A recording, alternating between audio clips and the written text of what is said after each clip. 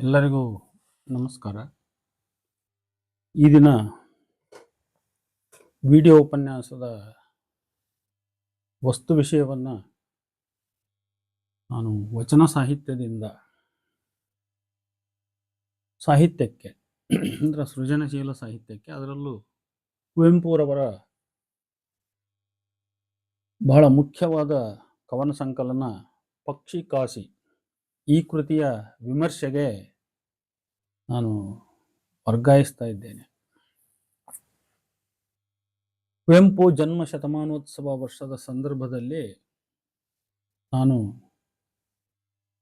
ಯಲಬುರ್ಗಾದಲ್ಲಿ ಕೆಲಸ ಮಾಡುವಾಗ ಒಂದು ಸಾಹಿತ್ಯ ವೇದಿಕೆಯ ಉಪನ್ಯಾಸಕ್ಕಾಗಿ ಸಿದ್ಧಪಡಿಸಿರ್ತಕ್ಕಂಥ ಒಂದು ಪ್ರಬಂಧ ಇದು.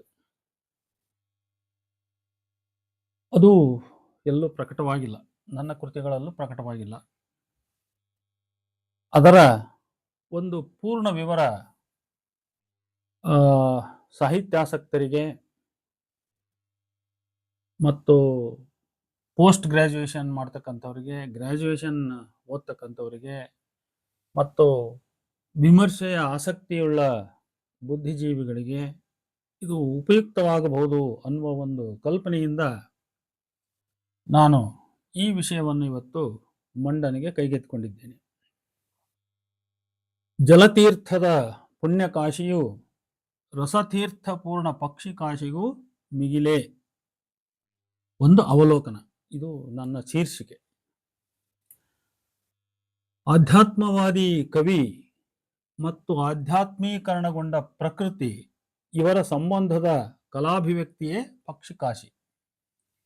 ಆಧ್ಯಾತ್ಮೋನ್ಮಾದಿತ ಕವಿ ಶಿವದ ಹಸಿವಿನಿಂದ ಶಿವದ ದರ್ಶನ ಸ್ಪರ್ಶನಗಳನ್ನೇ ತನ್ನ ಸರ್ವೇಂದ್ರಿಯ ಸಂಕಲ್ಪವಾಗಿಸಿಕೊಂಡು ಸಂತ ಮನಸ್ಥಿತಿಯಲ್ಲಿ ಸಮಾಧಿಸ್ಥನಾಗಿ ಪ್ರಕೃತಿಯ ರಮ್ಯತೆ ರಸಗಳಿಗೆಗಳನ್ನು ಆಸ್ವಾದಿಸಿದುದರ ಫಲವಾಗಿ ಪ್ರಕೃತಿ ಮತ್ತು ಮಾನವನ ಸರಳ ನಿಸರ್ಗದತ್ತ ಸಂಬಂಧವು ತಾಪಸಿ ಮತ್ತು ಶಿವದ ಆಧ್ಯಾತ್ಮಿಕ ಸಂಬಂಧವಾಗಿ ಈ ಸಂಕಲನದಲ್ಲಿ ಅಭಿವ್ಯಕ್ತಿ ಪಡೆದಿದೆ ಅಂತ ನಾನು ಮೊದಲ ತಲೆಬರಹದಲ್ಲಿ ಈ ಮಾತುಗಳನ್ನು ಹೇಳಲಿಕ್ಕೆ ಬಯಸ್ತೇನೆ. ಸುಮಾರು 47 ಕವನಗಳನ್ನು ಹೊಂದಿದ ಈ ಸಂಕಲನದ ಪ್ರಧಾನ ತತ್ವಧಾರೆ ಇದು. ಪ್ರಕೃತಿಯು ಚೈತನ್ಯಮಯ, ಅದು ವೈಜ್ಞಾನಿಕ ದೃಷ್ಟಿಗೆ ತಾರ್ಕಿಕ ಬುದ್ಧಿಗೆ ದಕ್ಕದುದು. ಮಾನವನು ತನ್ನ ನೇತ್ರ ಘ್ರಾಣ ಶ್ರೋತಾದಿ ಇಂದ್ರಿಯಗಳನ್ನ ತಾಪಸಿಯ ಸಂತನ ವಿಶಿಷ್ಟ ಇಂದ್ರಿಯಗಳನ್ನಾಗಿಸಿಕೊಂಡು ಅರಿವನ್ನು ತೊರೆದು ತೂಣಿತನಾಗಿ ಪ್ರಕೃತಿಯ ಮಡಿಲಿನಲ್ಲಿ ಸುಮ್ಮನೆ ಇರಬೇಕು. ಆಗ ಮಾತ್ರ ಆ ಚೈತನ್ಯದ ಮಿಸ್ಟಿಕಲ್ ಅನುಭವ ಅವನಿಗೆ ಲಭ್ಯ. ಅರಿವು ಎಂಬುದು ನೋವಿನ ಹೃದಯ ದಾರಿದ್ರ್ಯದ ಬಾಳ್ಬೆಲ್ಲವನ್ನು ಬೇವಾಗಿಸುವ ದೂತ. ಅದನ್ನು ತೊರೆದು ಸುಮ್ಮನೆ ಇರುವುದನ್ನ ಪ್ರಕೃತಿಯೇ ಹೇಳಿಕೊಡುತ್ತದೆ. ಸುಂದರಮಯ ಪ್ರಕೃತಿಯನ್ನು ಎದೆಗೆ ತುಂಬಿಕೊಂಡು ಬಾಳಿಬಿಟ್ಟರೆ ಸಾಕು, ಅದೇ ಪ್ರಾಣ ಕರ್ಪೂರಮಂ ಹೊತ್ತಿ ಎಸೆದ ಮಂಗಳಾರತಿ. ರಸಾಸ್ವಾದನೆಯ ಮೂಲಕ ಪ್ರಕೃತಿ ದೇವತೆಯನ್ನ ತನ್ನೊಳಕ್ಕೆ ಆವಾಹಿಸಿಕೊಂಡು ತನ್ನೊಳಗಿನ ಜಡತ್ವವನ್ನ ನೀಗಿಸಿಕೊಂಡು ಜೀವಕ್ಕೆ ಐಸಿರಿ ತಂದುಕೊಳ್ಳುವುದಕ್ಕಿಂತ ಮಾನವನಿಗೆ ಬೇರೆ ಹೆಗ್ಗುರಿ ಇಲ್ಲ. ಈ ತತ್ವಧಾರೆಯನ್ನ ಸಂಕಲನದ ಬಹುತೇಕ ಕವನಗಳು ತಮ್ಮ ಉಸಿರಾಗಿಸಿಕೊಂಡಿವೆ. ಅತ್ಯಂತ ನಿಚ್ಚಳವಾಗಿ ಹೇಳುವ ಕೆಲವು ಸಾಲುಗಳು ಹೀಗಿವೆ. ಶಿವ ಶಿವ ಕಂಡೆರೆದು ಪ್ರಕೃತಿ ಸೌಂದರ್ಯಮಂ ಭಾವನೋಜ್ವಲವಾಗಿ ನೋಡದಿಹ ಬಾಳೊಂದು ಬಾಳಲ್ಲ. ಸೊಬಗಿನಲ್ಲಿ ಶಿವನಿಹನು ಶಿವನೇ ಸೊಬಗಾಗಿಹನು ಎನಿತೊರೆಯೇ ಈ ವಚನ ಪುನರುಕ್ತಿಯಾದೀತು, ಹಳಸೀತು. ಸತ್ಯಂ ಶಿವಂ ಸುಂದರಂ ಎಂದು ಹಾಡಿದರು ರಸ ಋಷಿಗಳೆಲ್ಲ. ಮರೆತದನು ನಾವುಗಳೆಂದು ನೊಂದಿಹೆವು ಜಡಬಾಳ್ಗೆ ಬೇಸತ್ತು. ಸತ್ಯದಲ್ಲಿ ಶಿವವಿಹುದು, ಶಿವದಲ್ಲಿ ಸತ್ಯವಿದೆ, ಮೇಣೆರಡು ಸೌಂದರ್ಯದಲ್ಲಿ ಲೀನವಾಗಿಹವು. ತಿಳಿದವಗೆ ಒಂದನುಳಿದೊಂದಿಲ್ಲ, ಲೋಕದಲ್ಲಿ ದುಃಖವಿರೆ, ಆ ದುಃಖದೊಳಗರ್ಧ ಹೃದಯ ದಾರಿದ್ರ್ಯದಿಂ ಬಂದಿಹುದು. ಆ ಹೀನ ದಾರಿದ್ರ್ಯಮಂ ಪರಿಹರಿಸಿ ದರ್ಶನವ ದಯಗೈಯೇ ಕಲೆಯುವುದು. ಕಲೆಯಿಂದ ಜಡವು ಚೇತನವಾಗಿ ಜೀವನದ ನೀರಸತೆ ಕಿಡಿಯಾಗಿ ಪ್ರವಹಿಪುದು ನೂತನತೆ ಚಿರವಾಗಿ. ಭುವನ ಕವಿವರ ಕವನವೀ ಸೃಷ್ಟಿ. ಭುವನ ಕವಿವರ ಕವನವೀ ಸೃಷ್ಟಿ, ಭುವನ ಶಿಲ್ಪಿಯ ಚಿತ್ರಾಕೃತಿ, ಭುವನ ಗಾಯಕನ ಸುಮಧುರ ಮಹಾಗಾನ. ಸವಿಯದಿರೆ, ನೋಡದಿರೆ, ಕೇಳದಿರೆ ಬದುಕಿದ್ದರೂ ನಾವು ಸತ್ತಂತೆ ಅಂತೇಳಿ ಪ್ರಕೃತಿ ಉಪಾಸನೆ ಎನ್ನುವ ಕವನದಲ್ಲಿ ಕುವೆಂಪುರವರು ಹೀಗೆ ಬರೆದಿದ್ದಾರೆ. ಇನ್ನೊಂದು, ಇಂತಹ ಸುಂದರ ಪ್ರಾತಃ ಕಾಲದಿ ಜೀವಿಸುವುದಕ್ಕಿಂತಲೂ ಬೇರೆಯ ಗುರಿ ಜೀವಕ್ಕೆ ಬೇಕಿಲ್ಲ. ಚಿರ ಸೌಂದರ್ಯದ ಸಂಪದವಿದ್ದರೆ ಧರ್ಮಕ್ಕೆ ಚ್ಯುತಿ ಇಲ್ಲ, ಮತಿ ಇಲ್ಲ. ರಸಾನುಭೂತಿಯ ರಸಪಥವಲ್ಲದೆ ಸತ್ಯಕ್ಕೆ ಗತಿ ಇಲ್ಲ ಅಂತ ಹೇಳಿ ಇಂತಹ ಸುಂದರ ಪ್ರಾತಃ ಕಾಲದ ಕವನದಲ್ಲಿ ಬರೀತಾರೆ. ಇನ್ನೊಂದು, ಅರಿವಾಸೆಯೇ ಮಾಯಾಬಂಧ, ಅರಿವಾಸೆಯೇ ಮಾಯಾಬಂಧ, ಇರುವುದೇ ಮುಕ್ತಿಯ ಆನಂದ. ಅರಿವಾಸೆಯ ಬಿಡು, ಇರುವಾಸೆಯ ತೊಡು, ಇಂತಹ ಸಮಯದಿ ಇರುವಿಕೆಗಿಂತಲೂ ಹೆಚ್ಚಿನ ಅರಿವಿಲ್ಲ. ಇಂತಹ ದಿವ್ಯ ಪ್ರಭಾತ ಕಾಲದಿ ಜೀವಿಸುವುದಕ್ಕಿಂತಲೂ ರಸಜೀವಿಗೆ ಬೇರೆಯ ಗುರಿ ಇಲ್ಲ ಅಂತ ಹೇಳಿ ಇಂತಹ ಸುಂದರ ಪ್ರಾತಃ ಕಾಲದ ಕೆಲವು ಸಾಲುಗಳು. ಇಲ್ಲಿ ಅರಿವು ಮತ್ತು ಮರವು ಬಗ್ಗೆ ಶರಣರು, ಅಲಮಪ್ರಭು ಬಸವಾದಿ ಶರಣರು ಚಿಂತನೆ ಮಾಡಿದ್ದನ್ನು ಇಲ್ಲಿ ಸ್ಮರಿಸಿಕೊಳ್ಳಬಹುದು, ಕುವೆಂಪುರವರಿಗೆ ಹೋಲಿಸಿಕೊಳ್ಳಬಹುದು. ಇಂತಹ ತತ್ವಧಾರೆಯ ಪಕ್ಷಿಕಾಶಿಯು ಮಲೆನಾಡ ನಿಸರ್ಗ ಸೌಂದರ್ಯವನ್ನು ಅದರ ಒಟ್ಟಂದದಲ್ಲಿ, ಅದರ ಇರುವಿಕೆಯ ಸಂಕೀರ್ಣ ಜೀವಂತ ಸ್ಥಿತಿಯಲ್ಲಿ ಕವಿ ಅನುಭವಗಳ ವಸ್ತುನಿಷ್ಠ ಪ್ರಾಮಾಣಿಕ ದಾಖಲೆಗಳೊಂದಿಗೆ ನಮಗೆ ನೀಡುತ್ತದೆಯಾದರೂ ಅದು ಅಂತಿಮ ವಿಶ್ಲೇಷಣೆಯಲ್ಲಿ ಒಂದು ವ್ಯಕ್ತಿನಿಷ್ಠ ಭಾವನಾವಾದಿ ನೆಲೆಯ ಅಭಿವ್ಯಕ್ತಿಯಾಗಿ ಕಾಣುತ್ತದೆ. ಇದಕ್ಕೆ ಕಾರಣ ಕವಿಯ ಗ್ರಹಿಕೆಯ ಕೇಂದ್ರ ವಸ್ತುವಾದ ಶಿವವು ಕವಿ ವ್ಯಕ್ತಿಗೆ ಮಾತ್ರ ಲಭ್ಯ. ಕವಿಯ ಶಿವದ ಅನುಭವ ಮಿಸ್ಟಿಕಲ್, ಅಂದ್ರೆ ಬಹಳ ನಿಗೂಢವಾದ್ದು. ಅದು ಬುದ್ಧಿಗ ಸಾಧ್ಯಂ ಹೃತ್ಸಂವೇದ್ಯಂ. ಮತಿಯಂತೆಯೇ ಮೆರೆಯುವುದು ಗುಡಿ, ಮತಿಯಂತೆಯೇ ಮೆರೆಯುವುದು ಗುಡಿ, ಲತಾ ನಟ ಅನ್ನುವಂಥ ಕವನದಲ್ಲಿ ಬರತಕ್ಕಂಥ ಸಾಲಿದು ಎನ್ನುವುದು ಕುವೆಂಪುರವರ ತಿಳುವಳಿಕೆ. ಕುವೆಂಪುರವರ ವ್ಯಕ್ತಿನಿಷ್ಠ ನೆಲೆಯ ಚಿಂತನೆಯನ್ನು ಈ ಸಾಲು ಬಹಳ ಸರಳವಾಗಿ ಸೂತ್ರೀಕರಿಸಿಕೊಂಡಿದೆ. ಅಂದರೆ ಪ್ರಕೃತಿಯೊಳಗಿನ ಶಿವವನ್ನು ಅರಿಯಲು ಅದರ ಹಸಿವಿನ ಮತಿಯು ಮಾನವನಿಗಿರಬೇಕಾದುದು ಒಂದು ಪೂರ್ವಾವಶ್ಯಕತೆ. ಶಿವದ ಹಸಿವಿನ ಮತಿಯಿಂದ ಅರಿವು ಶೂನ್ಯನಾದ ಭಕ್ತನಾಗಿ ಪ್ರಕೃತಿಯನ್ನು ನೋಡುವುದರಿಂದಲೇ ಎಲ್ಲವೂ ಅಲ್ಲಿ ಶಿವಮಯವಾಗಿ ಕಾಣುತ್ತದೆ. ಇದೇ ವ್ಯಕ್ತಿನಿಷ್ಠ ಚಿಂತನೆ. ಕುವೆಂಪುರವರ ಪ್ರಕೃತಿಯ ಗ್ರಹಿಕೆ ಕೇವಲ ಭಕ್ತ ಶಿವ ಸಂಬಂಧಕ್ಕೆ ಸೀಮಿತವಾಗುವುದಿಲ್ಲ. ಸ್ವತಃ ಕವಿಯಾದ ಕುವೆಂಪು ಸೃಷ್ಟಿಕರ್ತನಾದ ಶಿವನನ್ನ ಒಬ್ಬ ಕಲಾವಿದ ಎಂದು, ಅವನ ಸೃಷ್ಟಿಯೂ ಒಂದು ಕಲಾಕೃತಿ ಎಂದು ವಿವರಿಸುತ್ತಾರೆ. ಶಿವನು ಭುವನ ಕವಿವರ, ಭುವನ ಶಿಲ್ಪಿ, ಭುವನ ಗಾಯಕ. ಈ ತಿಳುವಳಿಕೆಯಿಂದ ಪ್ರಕೃತಿಯನ್ನ ನೋಡುವುದರಿಂದಲೇ ಸೃಷ್ಟಿಯೊಳಗಿನದೆಲ್ಲದರಲ್ಲೂ ಆ ಕಲಾಕಾರ ಕವಿಗೆ ಗೋಚರಿಸುತ್ತಾನೆ ಮತ್ತು ಎಲ್ಲ ವಿದ್ಯಮಾನಗಳು ಕಲೆಯಾಗಿ, ಅಂದ್ರೆ ಆ ಶಿವನ ಕಲೆಯಾಗಿ ಕಾಣುತ್ತವೆ. ಸಂಜೆ ರವಿಯ ಚಿನ್ನ ಛವಿಯ ಕಲೆಯ ಕುಂಚಿಕೆ, ಸ್ವಲ್ಪದರಲ್ಲಿ ಕಲ್ಪನೆಗಳಿವೆ ಕಲ್ಪಿಸುತ್ತಾ ಚಿತ್ರಿಸಿತೇನೆ, ಪ್ರಕಟವಾಯಿತು ವರ್ಣಶಿಲ್ಪದೊಂದು ಮಹಾ ಸಂಚಿಕೆ. ಸಂಜೆ ರವಿಯ ಚಿನ್ನ ಛವಿಯ ಕಲೆಯ ಕುಂಚಿಕೆ, ಸ್ವಲ್ಪದರಲ್ಲಿ ಕಲ್ಪನೆಗಳಿವೆ ಕಲ್ಪಿಸುತ್ತಾ ಚಿತ್ರಿಸಿತೇನೆ, ಪ್ರಕಟವಾಯಿತು ವರ್ಣಶಿಲ್ಪದೊಂದು ಮಹಾ ಸಂಚಿಕೆ ಅಂತೇಳಿ ಗಗನ ಗುರು ಅನ್ನುವಂಥ ಕವನದ ಕೆಲವು ಸಾಲುಗಳಿವೆ. ಕವಿಗೆ ಕವಿಯ ತೋರಿಸಿತ್ತು ಸುಪ್ರಭಾತಂ ಅಂತ, ಭಾದ್ರಪದದ ಸುಪ್ರಭಾತ ಅನ್ನುವ ಕವನದ ಸಾಲು.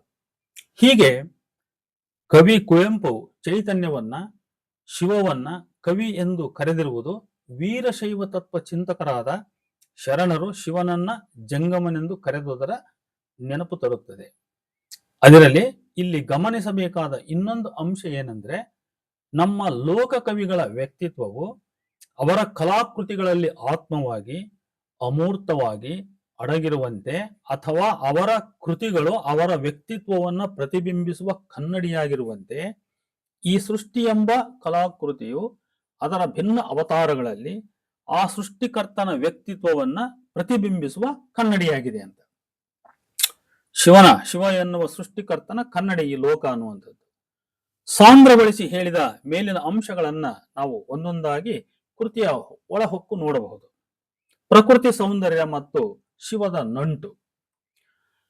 ಈ ಅಂಶವನ್ನ ಪ್ರಧಾನವಾಗಿ ಮತ್ತು ಸ್ಪಷ್ಟವಾಗಿ ಬಿಂಬಿಸುವ ಕವನಗಳೆಂದರೆ ಪ್ರಕೃತಿ ಉಪಾಸನೆ, ರಸಾನುಭೂತಿ, ಶರತ್ಕಾಲದ ಸೂರ್ಯೋದಯದಲ್ಲಿ, ಕೆಂದಳಿರು, ಭಾದ್ರಪದದ ಸುಪ್ರಭಾತ, ಗಗನಗುರು, ಲಲಿತಾದ್ರಿ, ಆನಂದಮಯ ಈ ಜಗ ಹೃದಯ ಇತ್ಯಾದಿ ಕವನಗಳು. ಮತಿಯಂತೆಯೇ ಮೆರೆವುದು ಗುಡಿ ಎಂಬ ಮೂಲ ತತ್ವದ ಕವಿಯು ಪ್ರಕೃತಿಯೊಳಗೆ ದೇವರು ಇದ್ದಾನೆ ಎಂಬ ಮತಿಯನ್ನು ಇಟ್ಟುಕೊಂಡೇ ಕಣ್ತೆರೆದು ಹೊರಗಿನ ಜಗತ್ತಿನಲ್ಲಿ ದೇವರನ್ನು ಕಾಣುತ್ತಾನೆಂದು, ಸೂರ್ಯೋದಯ ಚಂದ್ರೋದಯಗಳೆಲ್ಲವೂ ಅವನ ಮಹಿಮೆಯೆಂದು ಅರ್ಥವಾಗುತ್ತದೆಂದು ವಾಚಕರಿಗೆ ಸೂಚಿಸುತ್ತಾರೆ. ಆನಂದಮಯ ಈ ಜಗ ಹೃದಯ ಎಂಬ ಎರಡನೇ ಕವನದಲ್ಲಿಯೇ ಸೂರ್ಯೋದಯ ಚಂದ್ರೋದಯಗಳು ದೇವರ ದಯೆ, ಬಿಸಿಲು ಬರೀ ಬಿಸಿಲಲ್ಲ ಸೂರ್ಯನ ಕೃಪೆ, ರವಿವದನವು ಶಿವ ಸದನ ಎಂದು ಹೇಳುತ್ತಾರೆ.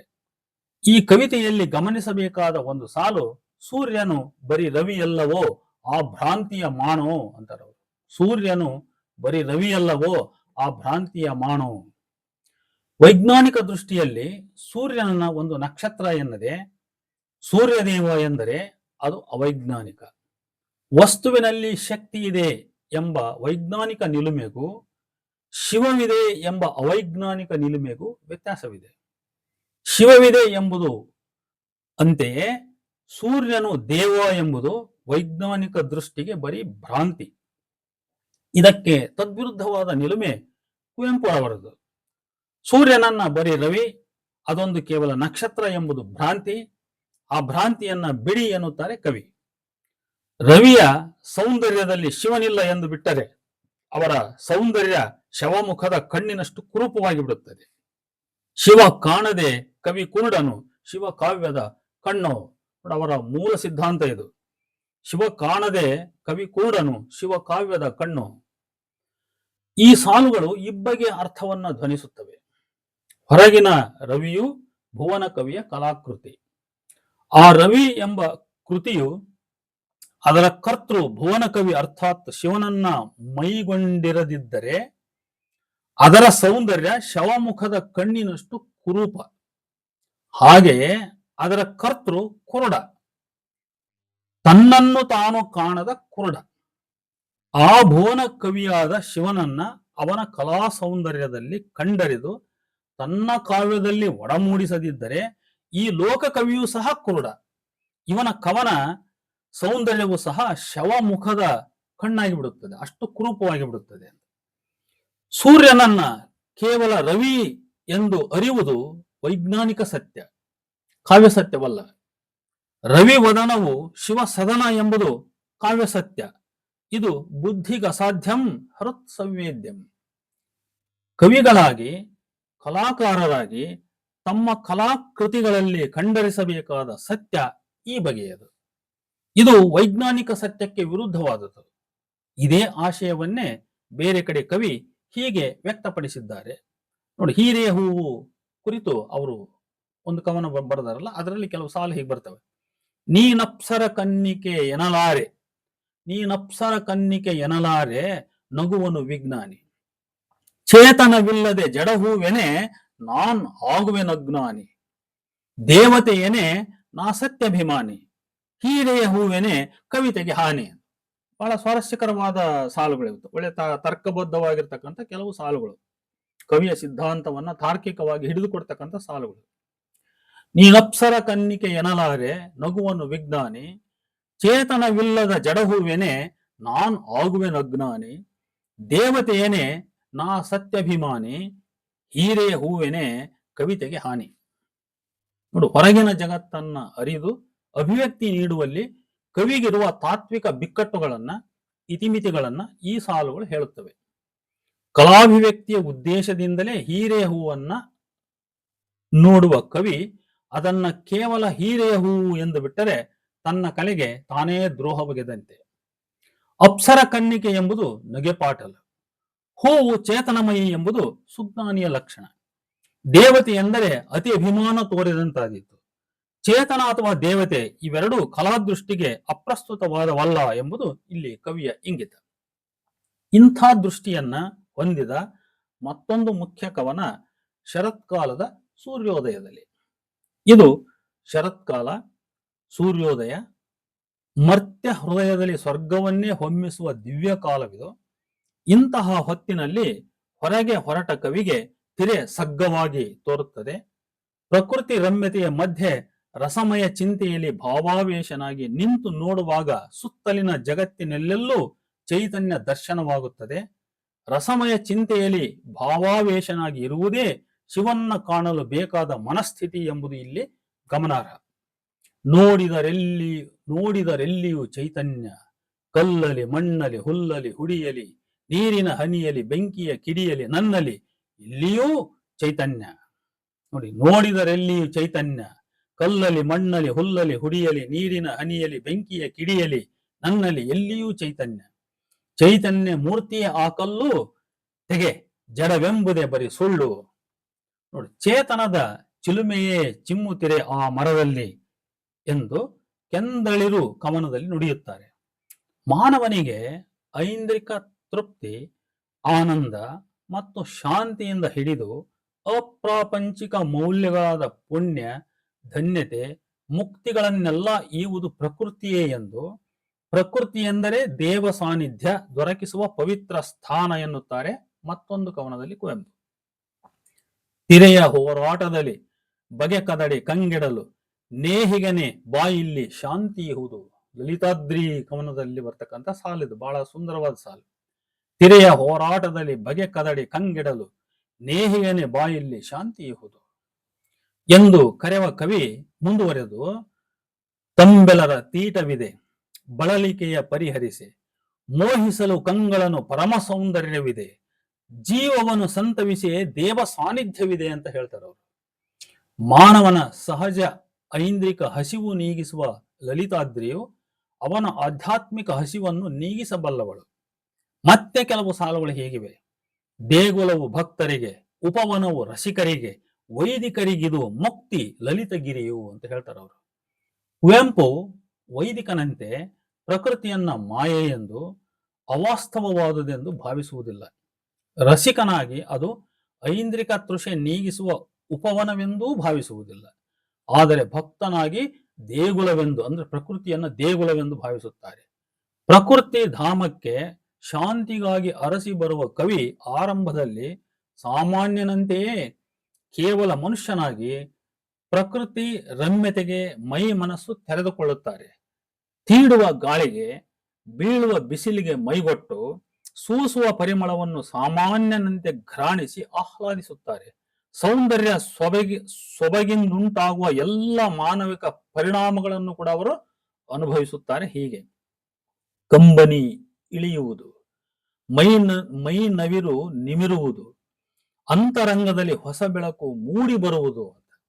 ಇದು ಕವಿಯ ಅನುಭವ. ಇದು ಪ್ರಕೃತಿಗೆ ತನ್ನ ಮನಸ್ಸನ್ನ ತೆರೆದುಕೊಂಡಾಗ ಆತನಿಗಾಗ್ತಕ್ಕಂಥ ಒಂದು ಸಾಮಾನ್ಯವಾದ ಐಂದ್ರಿಕ ಅನುಭವಗಳ ಒಂದು ಪರಿಣಾಮ. ಕಂಬನಿ ಇಳಿಯುವುದು, ಮೈನವರು ನಿಮಿರುವುದು, ಅಂತರಂಗದಲ್ಲಿ ಹೊಸ ಬೆಳಕು ಮೂಡಿ ಬರುವುದು. ಹೀಗೆ ಶ್ರೀಸಾಮಾನ್ಯನಂತೆ ಎಲ್ಲ ಸುಖ ಅನುಭವಿಸುತ್ತಲೇ ರಸದೂಟವನ್ನೀಂಟುತ್ತಲೇ ಧ್ಯಾನಗೈಯುತ್ತಾರೆ. ಆ ಧ್ಯಾನದ ತಾರಕ ಸ್ಥಿತಿಯಲ್ಲಿ ಆರಂಭದಲ್ಲಿದ್ದ ಲೌಕಿಕ ದೃಷ್ಟಿ ಮಾಯವಾಗಿ ಭಕ್ತ ದೃಷ್ಟಿ ಸ್ಥಾಪಿತವಾಗಿರುತ್ತದೆ. ಅಂತರಂಗ ಬಹಿರಂಗಗಳೆರಡೂ ಶಿವಮಯವಾಗಿ ಬಿಡುತ್ತವೆ. ಮೃನ್ಮನದ ಹೃದಯದಲ್ಲೂ ಚಿನ್ಮಯನಿದ್ದಂತೆ ಮೃನ್ಮನದ ಹೃದಯದಲ್ಲೂ ಚಿನ್ಮಯನಿದ್ದಂತೆ ಹೊರಗೆಲ್ಲಲ್ಲೂ ಶಿವನೇ ತುಂಬಿರುತ್ತಾನೆ. ಪ್ರಕೃತಿ ಶಿವ ತುಂಬಿದ ದೇವಾಲಯವಾಗಿರುತ್ತದೆ. ಇದನ್ನ ಸಾಕ್ಷೀಕರಿಸುವ ಹಲವಾರು ಸಾಲುಗಳು ಪಕ್ಷಿಕಾಶಿಯಲ್ಲಿವೆ. ಶಿವ ಮಂದಿರ ಸಮ ವನ ಸುಂದರ ಸಮ ಶೃಂಗಾರದ ಗಿರಿ ಶೃಂಗಕ್ಕೆ ಭಾವ ಅಂತ ಹೇಳಿ ಬಾ ಫಾಲ್ಗುಣ ರವಿದರ್ಶನಕ್ಕೆ ಅನ್ನುವ ಕವನದ ಸಾಲು. ಪುಣ್ಯದಾಲಯ ಪೃಥ್ವಿ ಸ್ವರ್ಗವದು ಪರದೇಶಿ. ನೋಡಿ, ಸ್ವರ್ಗವನ್ನು ಹೀಗೆ ಹೇಳಿದು ಬಿಡ್ತಾರೆ ಕುವೆಂಪು ಕೆಂದಳಿರು ಅನ್ನುವಂತ ಕವನದಲ್ಲಿ. ಪುಣ್ಯದಾಲಯ ಪೃಥ್ವಿ ಸ್ವರ್ಗವದು ಪರದೇಶಿ, ಭುವಿಯೇ ದೇವಾಲಯ, ಕಲೋಪಾಸನೆಯೇ ಆರಾಧನೆ ಅಂತ ಪ್ರಕೃತಿ ಉಪಾಸನೆಯಲ್ಲಿ ಹೇಳ್ತಾರೆ. ಸುಂದರ ಮಹೇಶ್ವರನ ರಸ ಸಮಯ ಶರೀರವಿದು ವಿಶ್ವರೂಪದಿ ನಮಗೆ ತೋರುತ್ತಿದೆ. ನೋಡಿ, ಸುಂದರ ಮಹೇಶ್ವರನ ರಸ ಸಮಯ ಶರೀರವಿದು. ಈ ಪ್ರಕೃತಿ ಅನ್ನುವಂಥದ್ದು ಆ ಶಿವನ ಶರೀರ ಅಂತ ಹೇಳ್ತಾರೆ ಅವರು. ಶರೀರವಿದು ವಿಶ್ವರೂಪದಿ ನಮಗೆ ತೋರುತ್ತಿದೆ. ಜೀವನಂ ಕ್ಷಣ ಕ್ಷಣಕ್ಕೆ ಮುಟ್ಟುತ್ತಿಹುದಾತನಂ. ಘ್ರಾಣದಲ್ಲಿ, ಸ್ಪರ್ಶದಲ್ಲಿ, ರುಚಿಯಲ್ಲಿ, ಶ್ರೋತ ದೃಷ್ಟಿಗಳಲ್ಲಿ ಎದೆ ತುಂಬಿ ಬಾಳುವುದೇ ಪ್ರಾಣ ಕರ್ಪೂರಮಂ ಹೊತ್ತಿಸಿತ್ತಿದ ಮಂಗಳಾರತಿ ಅಂತ ಹೇಳ್ಬಿಟ್ಟು ಹೇಳ್ತಾರೆ. ಘ್ರಾಣದಲ್ಲಿ, ಸ್ಪರ್ಶದಲ್ಲಿ, ರುಚಿಯಲ್ಲಿ, ಶ್ರೋತ ದೃಷ್ಟಿಗಳಲ್ಲಿ ಎದೆ ತುಂಬಿ ಬಾಳುವುದೇ ಪ್ರಾಣ ಕರ್ಪೂರಮಂ ಎಸೆದ ಮಂಗಳಾರತಿ. ನಾವು ಶಿವನಿಗೆ ಹೋಗಿ ಮಂಗಳಾರತಿ ಎತ್ತಕ್ಕಂಥ ಅವಶ್ಯಕತೆ ಇಲ್ಲ. ಆ ಪ್ರಕೃತಿಯ ಸೊಬಗನ್ನ ಸವಿದು ನಮ್ಮ ಕಣ್ಮನಗಳನ್ನ ತುಂಬಿಕೊಂಡ್ಬಿಟ್ರೆ ಅದೇ ನಾವು ಆ ಪರಮಾತ್ಮನಿಗೆ ಎತ್ತತಕ್ಕಂಥ ಮಂಗಳಾರತಿ ಅನ್ನುವಂಥ ಅರ್ಥ ನಮ್ಮ ಕುವೆಂಪುರವರ ಸಾಹಿತ್ಯ ಸಿದ್ಧಾಂತದಲ್ಲಿ ನಮಗೆ ಸಿಗ್ತದೆ. ಇದು ಕುವೆಂಪುರವರ ರಸ ಸಿದ್ಧಾಂತ. ಇದು ಪ್ರಕೃತಿ ಸೌಂದರ್ಯಕ್ಕೂ ಶಿವಕ್ಕೂ ಇರುವ ಸಂಬಂಧ ಕುರಿತಾಗಿ ಕವಿಯ ತಾತ್ವಿಕ ಪ್ರತಿಪಾದನೆ ಮಂಡಿಸುವ ಎರಡು ಪ್ರಮುಖ ಕವನಗಳು ಪ್ರಕೃತಿ ಉಪಾಸನೆ ಮತ್ತು ರಸಸ್ವಾದನೆ. ಆದುದರಿಂದ ಈ ಎರಡು ಕವನಗಳನ್ನು ಕೇಂದ್ರವಾಗಿಸಿಕೊಂಡು ಪ್ರಸ್ತುತ ವಿಷಯವನ್ನ ನಾವು ವಿವರಿಸೋಣ. ಭುವಿಯೇ ದೇವಾಲಯ, ಕಲೋಪಾಸನೆಯೇ ಆರಾಧನೆ ಎಂಬ ಪ್ರಮುಖ ಸಾಲು ಹೊಂದಿದ ಪ್ರಕೃತಿ ಉಪಾಸನೆ ಎಂಬ ಕವನ ಪ್ರಕೃತಿ ಸೌಂದರ್ಯೋಪಾಸನೆ ಕುರಿತಾಗಿ ಇಂದಿನ ನಾಗರಿಕ ಜಗತ್ತು ಹೊಂದಿರುವ ತಾತ್ಸಾರ ಮನೋಭಾವವನ್ನು ಕಟುವಾಗಿ ನೇರ ನುಡಿಗಳಲ್ಲಿ ಖಂಡಿಸುತ್ತದೆ. ನಾಗರಿಕ ಜಗವು ಕವಿಗೆ ಇಲ್ಲಿ ಕಾಣುವುದು ಹೀಗೆ: ನೋಡದೋ ನನ್ನ ಪದತಲದಿ ಎಂಬಂತೆ ನಗರ ನಾಗರಿಕತೆಯ ಜೀವನಂ ಹಬ್ಬಿ ಬಿದ್ದಿದೆ ತನ್ನ ನೂರಾರು ಬಾಯಿಗಳಿಂ, ಕೈಗಳಿಂ, ಮೈಗಳಿಂ, ಕಣ್ಗಳಿಂ, ಕಾಲ್ಗಳಿಂ ನಖದಂಷ್ಟ್ರ ಭೀಷಣ ಪೆಡಂಭೂತವನು ಹೋಲಿ ಅಂತ ಹೇಳ್ಬಿಟ್ಟು, ನಖಂದ್ರಷ್ಟ ಭೀಷಣ ಪೆಡಂಭೂತವನು ಹೋಲಿ.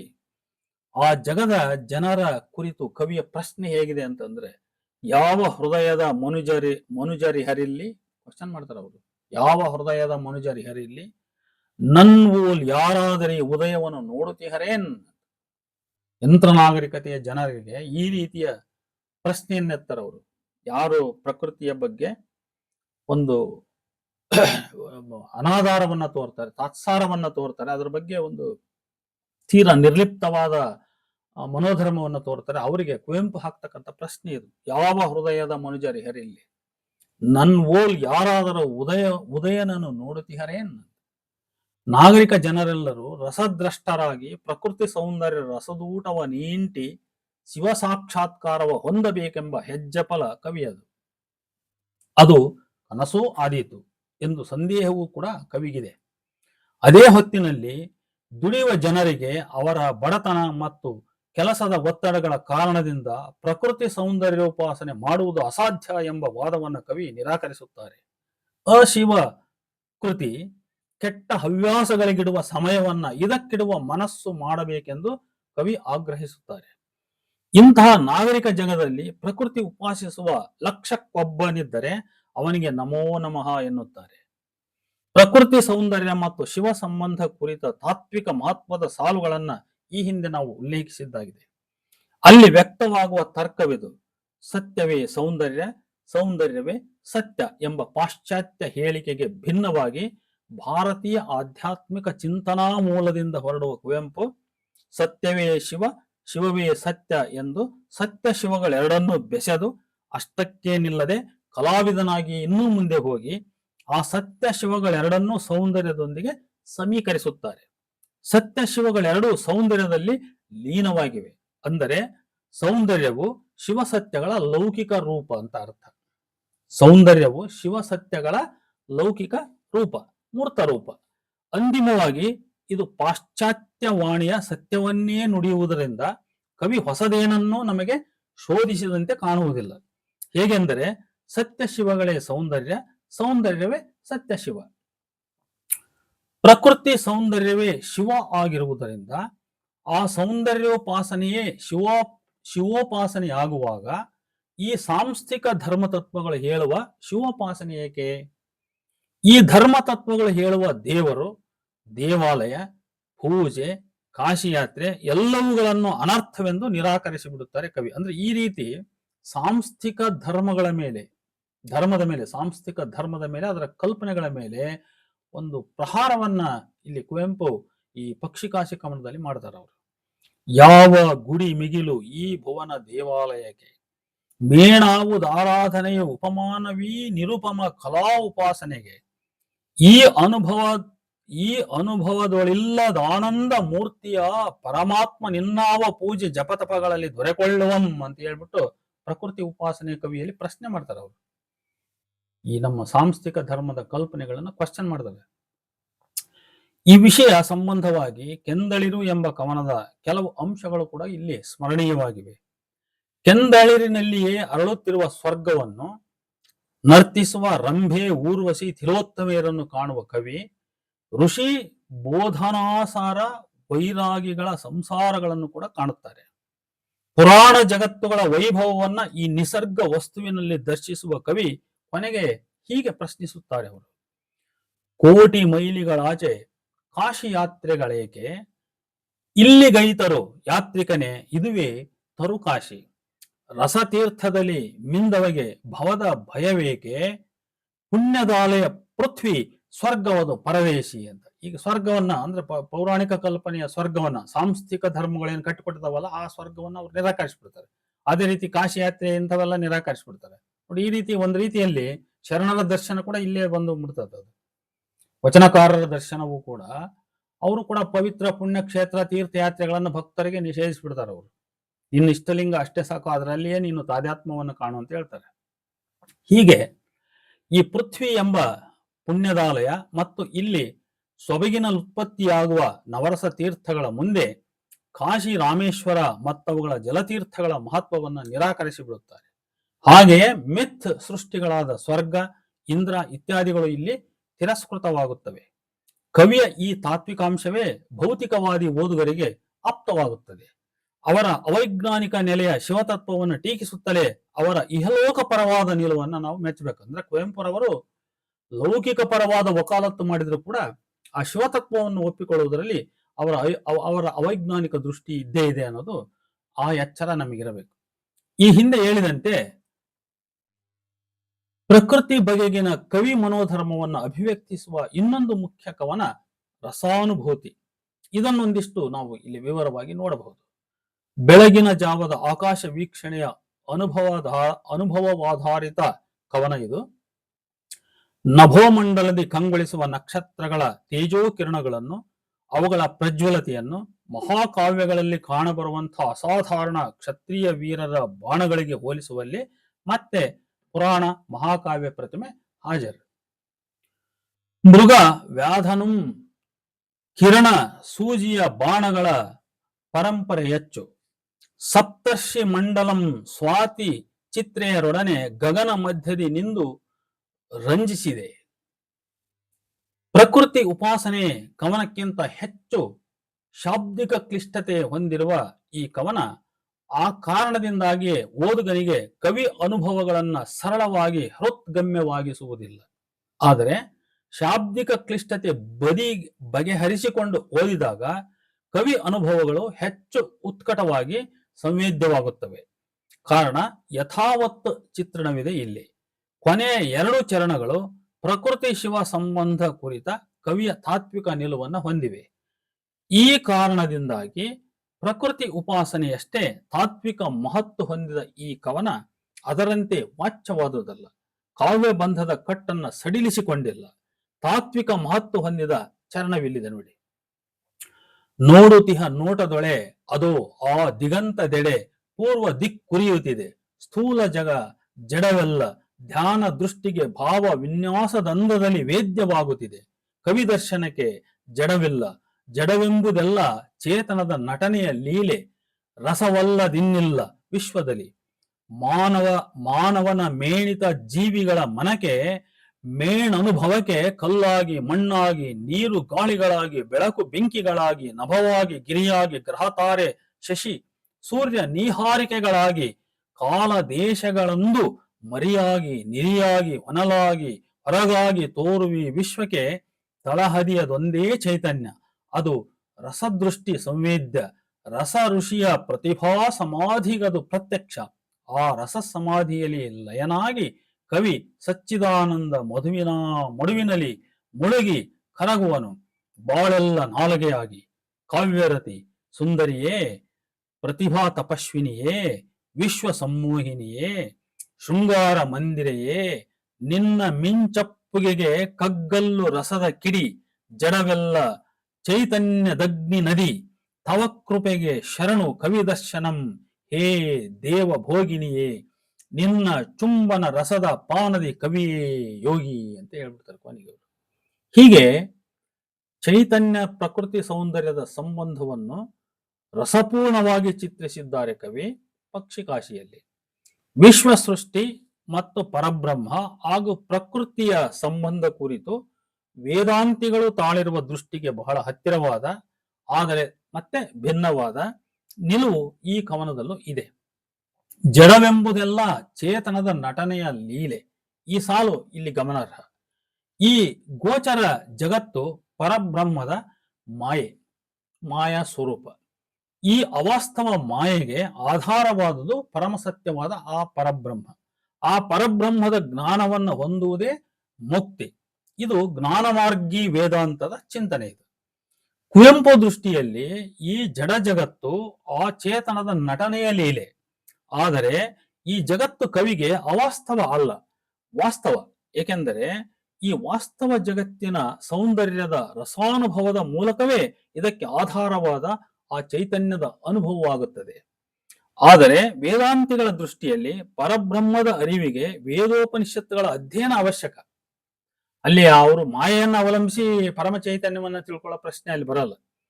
ಈ ಜಗತ್ತು ಬೇರೆ, ನಾನು ಬೇರೆ ಎಂಬ ದ್ವೈತ ಭಾವನೆ ಅಲ್ಲಿ ಅವಶ್ಯಕ ಮೊದಲು. ಆಮೇಲೆ ಅದು ಅದ್ವೈತ ಸಿದ್ಧಾಂತಕ್ಕೆ ಆಮೇಲೆ ಮುಂದೆ ಹೋಗ್ತದೆ ಅದು. ಆದ್ರೆ ಬ್ರಹ್ಮ ಸತ್ಯ ಜಗನ್ಮಿಥ್ಯ ಅನ್ನುವಂತ ಒಂದು ವಿಭಿನ್ನತೆ ಆ ವೇದಾಂತದಲ್ಲಿ ಅಲ್ಲಿ ಇದ್ದೇ ಇದೆ. ಆದ್ರಿಂದ ಇಲ್ಲಿ ಅರಿವು ಬೇಕಿಲ್ಲ, ಇಲ್ಲಿ ಬೇಕಾದುದು ಅರಿವು ಶೂನ್ಯವಾದ ಭಕ್ತ ಮನಸ್ಥಿತಿ. ಶರಣರಲ್ಲೂ ಕೂಡ ಇದೇ ಎದ್ದು ಕಾಣತಕ್ಕಂಥ ಸಿದ್ಧಾಂತ ಇದೆ. ಅಲ್ಲಮ ಪ್ರಭುವನ್ನು ಓದ್ರಿ, ನೀವು ಬಸವಣ್ಣನನ್ನು ಓದ್ರಿ, ಅಲ್ಲಿ ಅರಿವು ಮತ್ತು ಮರಹು ಇವೆರಡು ನಷ್ಟವಾಗಿ ಮಹದರಿವಿನ ವಿಚಾರ ಶರಣರಲ್ಲಿ ಬರ್ತದೆ. ಆದ್ರಿಂದ ಕುವೆಂಪುರವರು ಆಲೋಚನೆಯಲ್ಲಿ ಶರಣರಿಂದ ತುಂಬಾ ಪ್ರಭಾವಿತರಾಗಿದ್ದಾರೆ ಅಂತ ಅನ್ನೋದೇ ನನ್ನ ಒಂದು ನಿರ್ಣಯ. ನೋಡಿ, ಇಲ್ಲಿ ಅವರು ಏನ್ ಹೇಳ್ತಾರೆ ಅಂತ ಹೇಳಿದ್ರೆ, ಪ್ರಕೃತಿ ಸೊಬಗಿನ ಮಡಿಲಲ್ಲಿ ಭಾವಜೀವಿ ಕಂದನೋಪಾದಿಯಲ್ಲಿ ಇರುವುದು ಮಾತ್ರ ಮುಖ್ಯ. ಆ ಇರುವಿಕೆಯಿಂದಲೇ ಚೈತನ್ಯದ ಇರುವಿನ ಅನುಭವ ಉಂಟಾಗುತ್ತದೆ.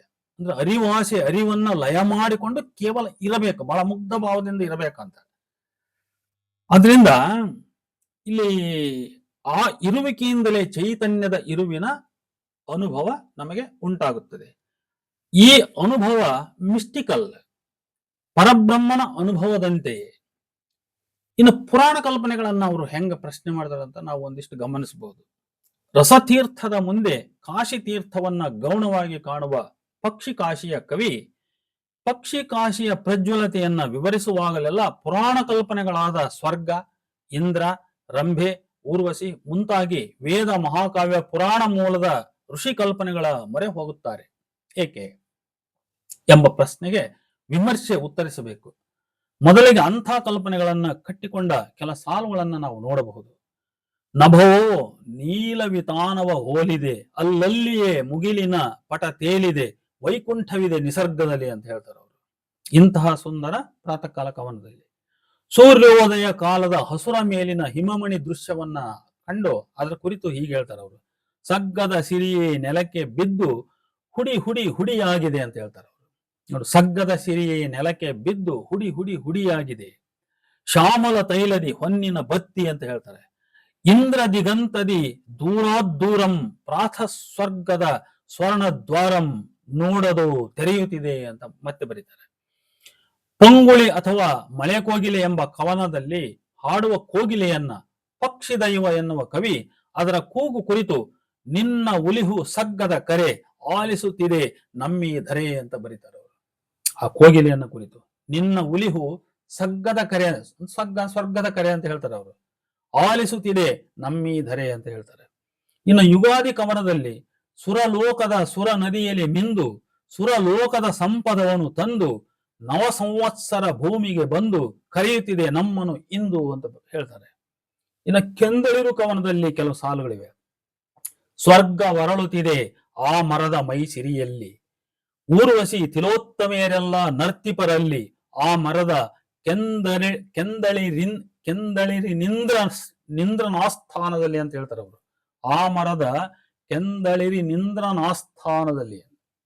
ಹೀಗೆ ಅನೇಕ ಕವನಗಳಲ್ಲಿ ಪುರಾಣ ಮಹಾಕಾವ್ಯ ಮೂಲದ ಪ್ರತಿಮೆಗಳು, ಬಹಳ ಕ್ಲಾಸಿಕಲ್ ಇಮೇಜಸ್ ಅಥವಾ ಮೈಥಿಕಲ್ ಇಮೇಜಸ್ ಅಂತ ಕರಿಬಹುದು ನಾವು, ತುಂಬಿಕೊಂಡಿವೆ.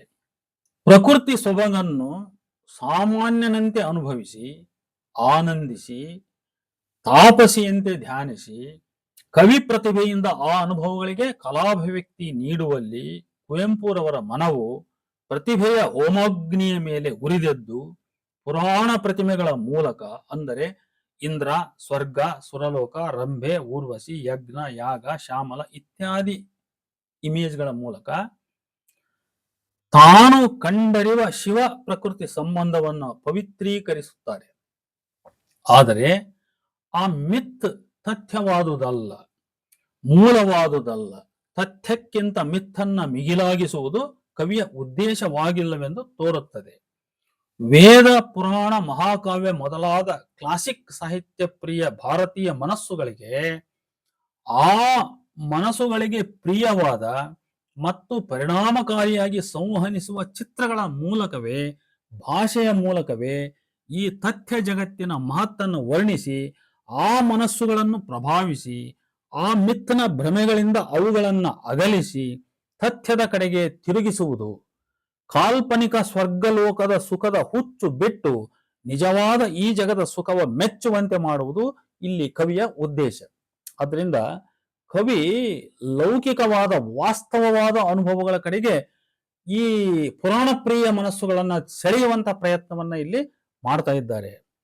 ಈ ಪ್ರತಿಮಾ ಬಳಕೆ ಸೂಚಿಸುವ ಇನ್ನೊಂದು ಅಂಶ ಏನಂದ್ರೆ, ನಮ್ಮ ದೇಶದ ಕ್ಲಾಸಿಕ್ ಸಾಹಿತ್ಯದ ಬಗ್ಗೆ ಕವಿ ಹೊಂದಿರುವ ಜ್ಞಾನ ಸಿರಿವಂತಿಕೆ, ಪ್ರೀತಿ, ಅವರ ಮೇಲಾದ ಅವುಗಳ ಪ್ರಭಾವ. ಹಾಗಾಗಿ ಪ್ರಕೃತಿ ಸೌಂದರ್ಯದ ಪಾರಮ್ಯವನ್ನು ವಿವರಿಸುವಾಗಲೆಲ್ಲ ಕವಿ ಸ್ವರ್ಗವನ್ನು ಏರಿಳಿಯದೆ ಬಿಡುವುದಿಲ್ಲ, ಎಲ್ಲಾ ಪ್ರಕಲ್ಪನೆಗಳನ್ನು ಪವಿತ್ರೀಕರಿಸದೆ ಬಿಡುವುದಿಲ್ಲ. ಆದರೆ ಸ್ವರ್ಗವನ್ನು ಹಾಗೆಲ್ಲ ತನ್ನ ಹಿತಕ್ಕೆ ದುಡಿಸಿಕೊಂಡಾಗ್ಯೂ ಅದನ್ನು ಕೊನೆಗೆ ಪರದೇಶಿ ಎಂದು ಹೀಗಳೆದು ಅಮಾನ್ಯಗೊಳಿಸಿ ಬಿಡುತ್ತಾರೆ. ಧರೆಯೇ ಸ್ವರ್ಗ, ಧರೆಯೇ ದೇವಾಲಯ, ಸೌಂದರ್ಯ ಎಲ್ಲಿದೆಯೋ ಅದೇ ಕಾಶಿ, ಜನರಿರುವ ಲಲಿತಾದ್ರಿ, ಕಾನು, ಬೆಟ್ಟ, ಜಲಧಾರೆ, ಪಕ್ಷಿಧಾಮಗಳೇ ಕಾಶಿ, ರಾಮೇಶ್ವರ, ವೈಕುಂಠ ಎಲ್ಲ. ಇಲ್ಲಿಯ ಕಾಜಾಣ ಕೋಗಿಲೆಗಳೇ ದೈವ. ಇವರ ಈ ಲೋಕಪರ ನಿಲುವಿನಲ್ಲಿ ಭಕ್ತಿ ಭಯದ ಕರ್ಮ ಪ್ರಧಾನ ಸಾಂಸ್ಥಿಕ ಧರ್ಮಕ್ಷೇತ್ರಗಳ ದೇವರುಗಳಿಗೆ ಸಂಬಂಧಿಸಿದ ಕಲ್ಪನೆಗಳು ಅಮಾನ್ಯವಾಗಿ ಜ್ಞಾನಮಾರ್ಗಿ ಲೌಕಿಕ ಪರಿಕಲ್ಪನೆಗಳು ಅಥವಾ ಪ್ರಕಲ್ಪನೆಗಳು, ಅನುಭವಗಳು, ಈ ನಿಸರ್ಗ ಇವು ಮಾನ್ಯವಾಗುತ್ತವೆ.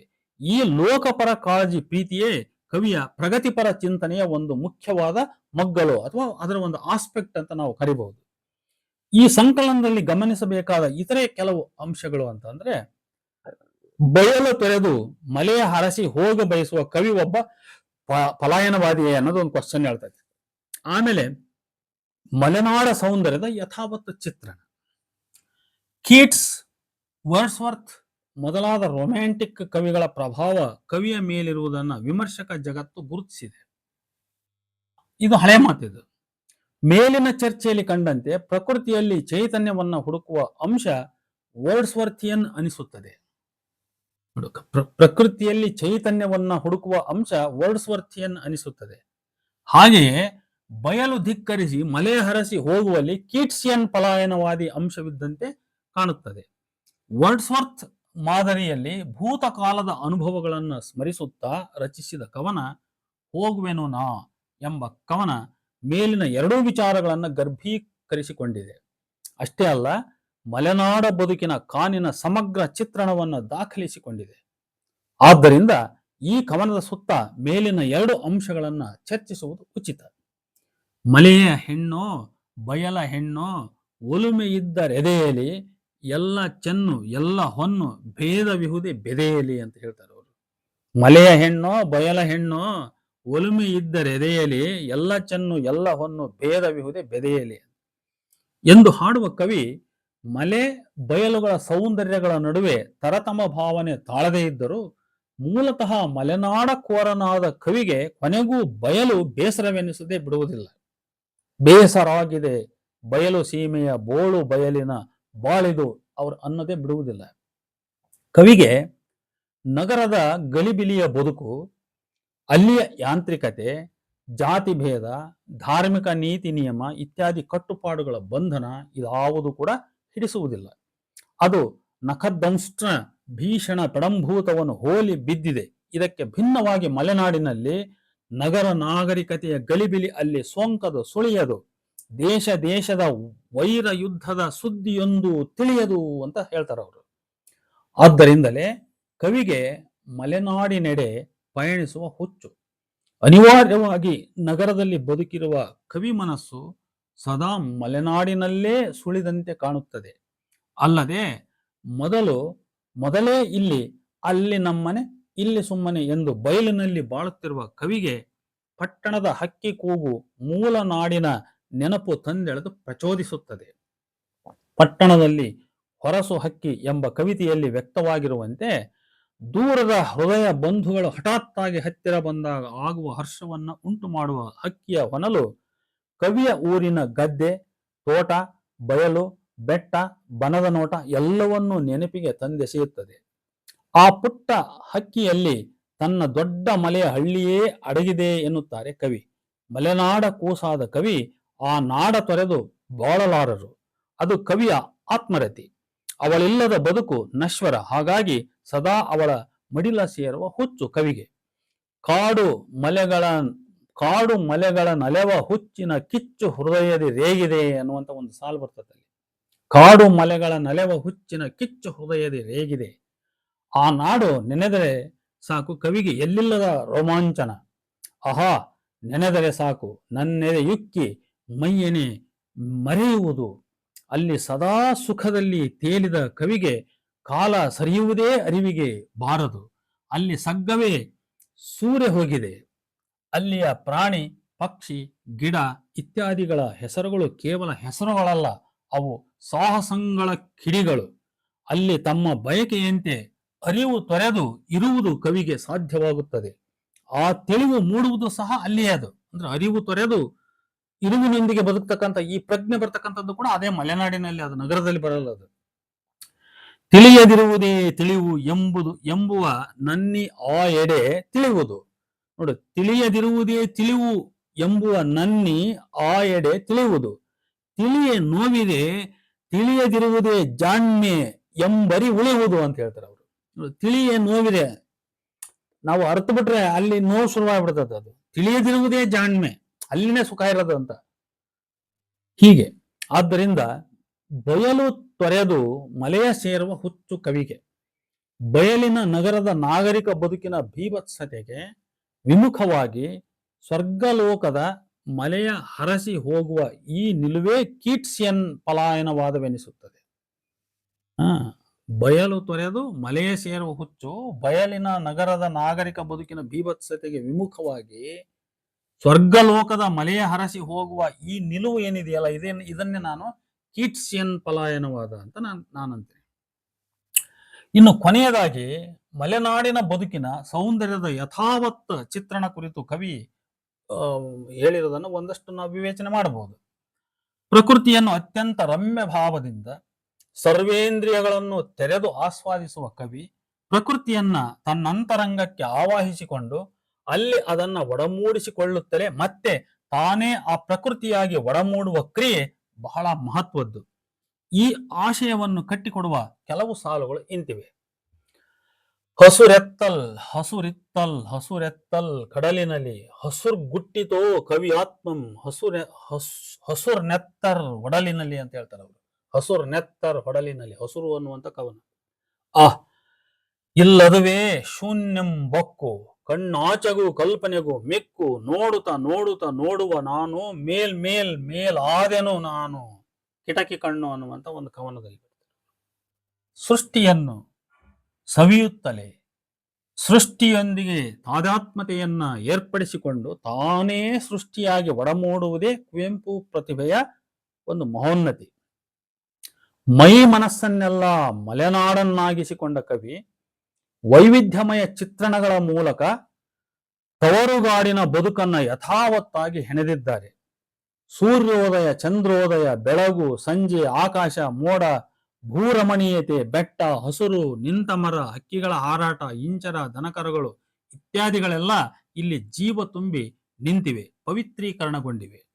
ಯಥಾವತ್ತು ಚಿತ್ರಣ, ಅನುಭವದ ಪ್ರಾಮಾಣಿಕ ದಾಖಲೆ ಕುರಿತು ಇಲ್ಲಿ ಹೇಳುವುದೆಲ್ಲ ವಾಚ್ಯವೆನಿಸುವ ಅಪಾಯವಿದೆ.